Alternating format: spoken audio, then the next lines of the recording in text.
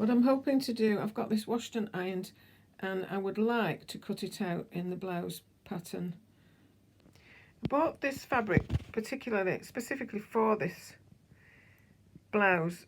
I've still got to do a low bust adjustment on it, and so I will do that. And the fabric is beautiful, but it is slightly less bright than I need it to be, so I'm still wavering a little bit. Now I think this is done correctly, but it's a bit ham-fisted because I've only got the masking tape. But anyway, this is lowering the bust dart by 1.5 inches on the 6707, and I've copied this way of doing it straight from Sew Essential, Lucy at Sew Essential. Sorry, I've got my hand over the mic. Okay, so that's one bit, and then I've got to add 2 inches here below the bust line. It's the lengthening and shortening line, and I've also got to take the same off. Add the same to the, whatever this is, front facing number 5, and off the back, obviously. So what I do with this to add the scrap of paper between the pattern pieces, on this one I'm cutting 2.5 inches, a 2.5 inch long strip. I'm using the AO paper that's spare at the moment rather than cutting into my Swedish tracing paper. So we'll see how that goes. Well, good morning. Now I am feeling a lot brighter today, so I'm just going to share this with you just very quickly. This is the fabric. It's Kaffe Facette fabric, paper weight or something like that it's called, and I'm making the 6707 McCall's blouse with a little frill on the top. Now I found that I didn't have enough to do both sides of the collar, and so I've picked out this green fabric. I do happen to have some quilting cotton about the same weight as this, and I'm going to use that for the underside of the collar. Now my other option was to just add a seam allowance at the back of the neck and put 2 pieces in of the right fabric. Now I still may do that, I'm not quite sure, but I just thought I'd bring you on my way with me. So this morning I have been concentrating on attaching part of the ruffle to the blouse collar. I've got to the centre back of the outer collar, and I've just eased it in gently. I've sewn it, I've just basted it into 2 or 3 different sections so it wouldn't keep pulling on itself, if you know what I mean, and gathering further down than I needed it to. So I'm happy with that now, but I'm quite tired. To do things slowly, I like to do it, well, if it's something that can be done fast, I'll do it fast, but I like to take a lot of time to make sure I get it as right as possible. I've no deadline, so I can just take my time with it. So I have to go out in a little while, and when I come back I may put part of the second half on or all of the second half on. This morning I have had quite a bit of a tidy up. Part of me was thinking, oh, I'm wasting time. It's not wasting time if you're tidying up and making your space a lot more useful and clear and easy to navigate rather than moving everything about. So that's as far as I've got now. I am really excited. It's looking beautiful, this, just with the random frill that I'm adding to the collar. So I'll be back in a little while. But that is the effect that I'm going for. Obviously I've not sewn that to the full seam allowance. I've just tacked it on a little bit away from the full seam allowance, and then see how that goes before I take out the gathering stitches. But I'm liking it so far. I've dusted my sewing machine and the parts around it, tidied up my mat. Just lots of things that I've just got on top of today. Even wiped my table clean. And I'm ready to start just putting the facings together on the machine. So wish me luck, I can just get on with it now. I have just restructured this side of the room. Well, when I say restructured, I just put things where they were meant to be in the first place, and I'll be ready for off once I come back to needing to use the overlocker. So I've just cleared the space a bit. It's just about just normal making it tidy, and you kind of forget that you just keep going and keep going, and don't keep on top of it. I love this pincushion. It was just a practice I did with all the basic embroidery stitches on my old machine, and it's just amazing what you can create, just simply just drawing some lines with pencil on some fabric and just driving up and down those lanes. I loved it. Yeah, so I'm just a bit more organised on this side. Medicaments and a photograph, just a random photograph that I have to send to someone, and then over on the chair I've still got the sleeve cut out for the Bakerloo top that I was toiling, but I've left that for now. I'm not really doing much on that. And this is just a box that I've put another little bag of scraps as I've been cutting out. And just below me, well, in that one I've put my scraps from the blouse I'm sewing now. Only I do keep forgetting and wondering where they are, as I want to add more to them. And then under here, we've been away for a little while. We've been back nearly 2 weeks, I think, but our suitcases have not gone back into the cupboard. It's funny, when you video, you have to turn the radio off because of copyright. Anyway, I'm really pleased with this. I'm really kind of patting myself on the back. I hope that's not too early because I haven't done the rest of the blouse yet. But yes, I just think that looks lovely. I'm very pleased with it. And peeping out at the back of it, you will be able to see that I have already started to cut out my Take the Chance dress. Just did part of the bodice yesterday, and I'm going to see how that goes. But I don't want too many things that are not finished yet, so let's get on with this blouse. This is looking quite nice now, and it's the N6707, and I'm very pleased about it. The floor is creaking like mad, oh gosh. Just need to go and press that hem. I've put the hem on. I've done this kind of basting up and down the floor will creak in a minute, up and down the front button placket that's built on. I should have put the sleeves on. I did put one on, and on the back bodice there is far too much covering the sleeve area. Don't know if that's making sense. It's a size 16, and I'm not very broad in the back, but everything else fits fine. So I've got to I want to put the buttons on so that I know how much I can play with, how much I can take off or take in. I don't want to do it and then find I can't get the buttons fastened.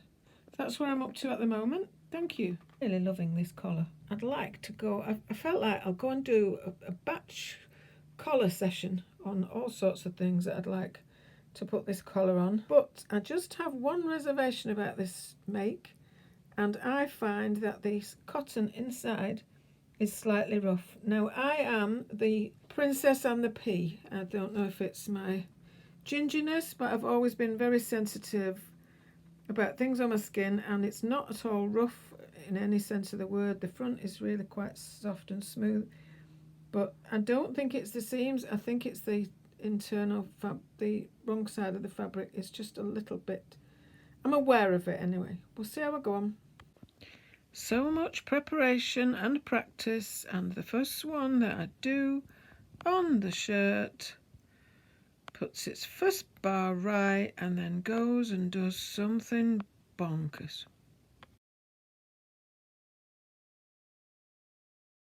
Right, now then, this is the back bodice of the Take the Chance. This is the back yoke. Underneath it, folded up, is so that I don't get it mixed up, is an inner yoke piece, because I'm going to do the burrito. It's not actually in the pattern, but I follow Karina, and that's what she's doing. See, creaky floor. Okay, I have 1% left on my phone. I was on my way to go and charge it, so I'm just showing I've got one piece of one side of the bodice with a grown on button placket. That's going to be the facing for it, and the same for the other side. So that's it. I'm just going to go and put this on charge. Oh, and the other piece is is the undercollar. That's the undercollar that has to have, no, the undercollar is the undercollar. And the other one is cut out downstairs by the ironing board because I have to put facing on it. And I can't put the facing on this until I've just measured it all. Okay. Well, first of all, I'm really enjoying this print. Anyway, this is the back bodice, and that is the yoke of the back bodice. I should just, sorry, I've stay stitched the edges. This is the inner yoke, because I've doubled it up as Karina from Lifting Pins and Needles has suggested, and it will be a burrito. So I don't know if that makes sense now. Okay, put that back.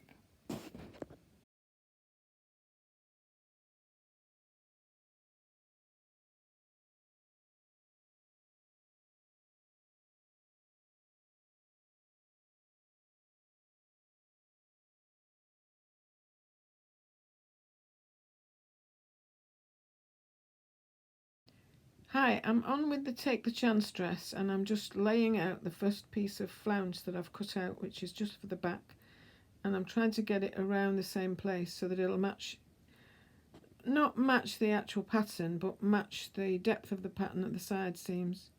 So I'll get back to you in a bit. I suppose what it means is I can't just cut the next pattern straight after taking that one off.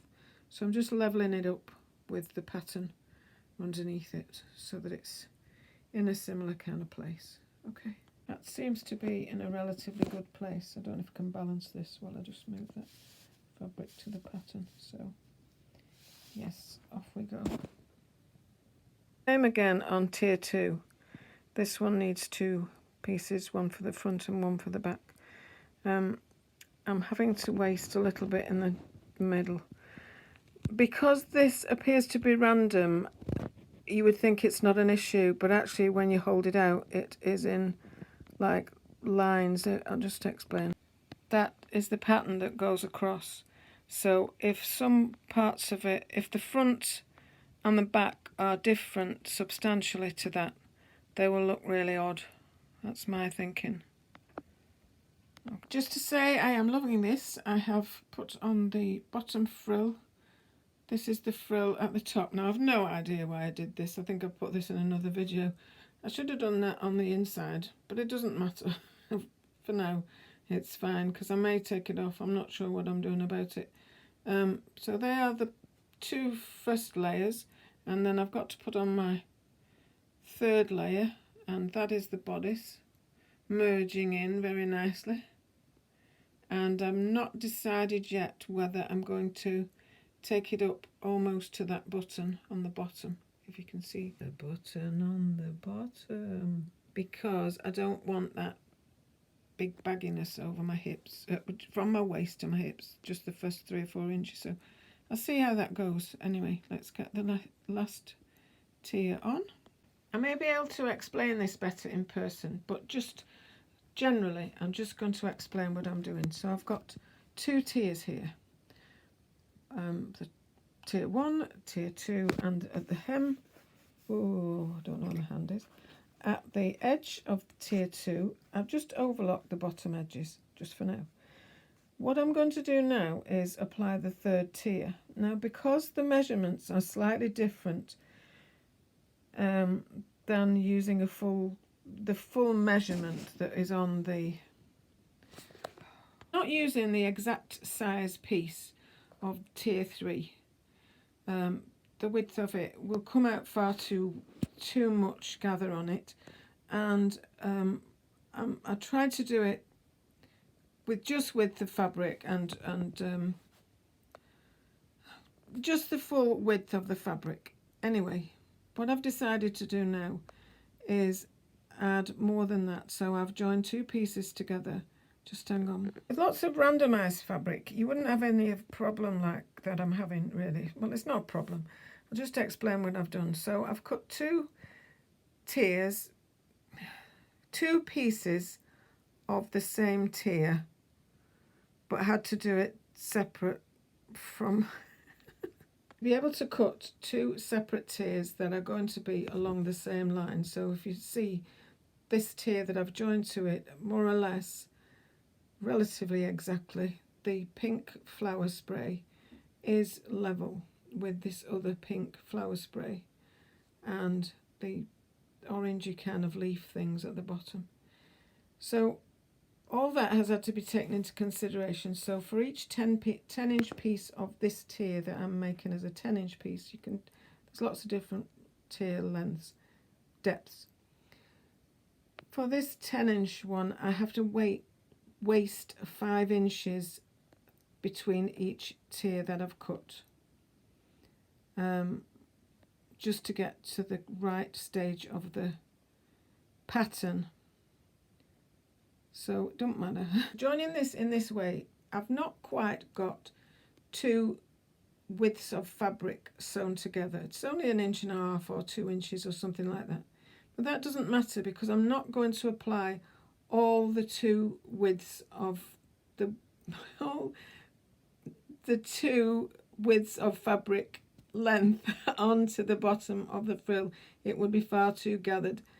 So what I'm doing is, what I did yesterday is I start at the middle of the tier above and I place this seam in the center matching that middle of that tier, and then I put on the elastic and only sew half of it to gather it from the center and up till a point at which matches it doesn't sound half.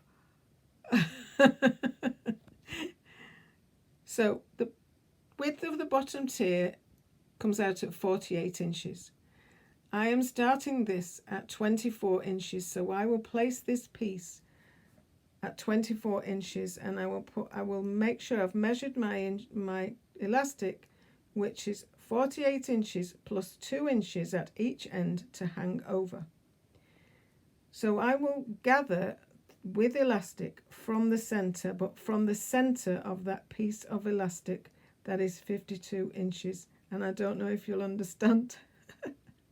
So from the one I had yesterday, this is the lower tier, the 3rd tier on top of the 2nd tier and the 1st, and this is what I'm talking about. So I've added this, and you can see that if I added more gathered still, which would take me to the end of the 2 widths of fabric tier, there would be too much gather on it because it's quite a relatively low level gather. Anyway, this is what I'm done. So I've done half. Wait a minute, I need to find my edge. So I've not cut it yet, but in working from the center,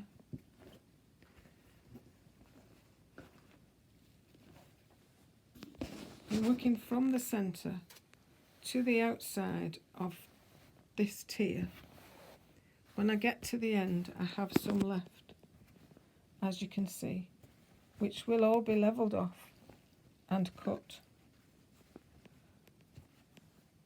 So it may not seem like it's that much that I needed to absorb, but it's twice that much because of the piece at the other end. So I know what I mean, but I don't know if I'm conveying it. I might be able to do it when I'm not on screen, but I just thought I'd put this picture in so that if you are interested, you can get an idea of what I'm talking about. So those 2 come down as they are meant to. The top one meets the second one exactly where they're meant to, and then this one hangs over, but only by a relatively short amount. Okay, that's where we're up to. Showing it this way may make more sense.